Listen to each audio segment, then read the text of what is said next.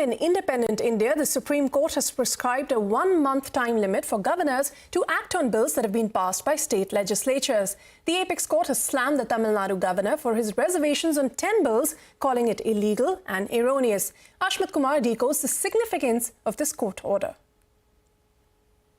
Well, a landmark judgment coming in from the highest court of the country, the Supreme Court spelling out for the first time in independent India a timeline for governors to act on bills that have been passed by the state assemblies. Now, bear in mind that this decision comes on the back of a number of applications that had been moved by opposition-ruled states such as Kerala, Tamil Nadu, Punjab. They've all, in various points in time, raised concerns about the governors sitting on bills indefinitely, not passing them, and basically bringing about a logjam in the entire legislative process.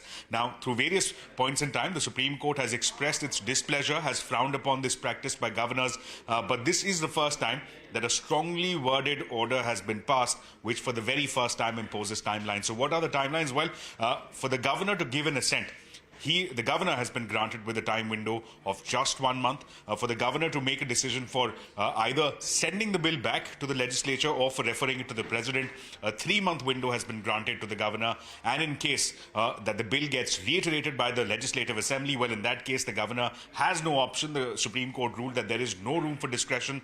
Governor has to grant the assent, and the assent must come within no more than 1 month period. Now, all of this, of course, on the back of Tamil Nadu government's application, which had cited 10 bills that the governor had been sitting on and that had been blocking the entire legislative process. The Supreme Court has now held that in case of these 10 bills of the Tamil Nadu Assembly, they will deem to have been approved by the governor, even though the governor failed to act. So strong words there. The Supreme Court reminding that the governor needs to act within constitutional norms and that the governor needs to respect the will of the people coming through the legislative assembly.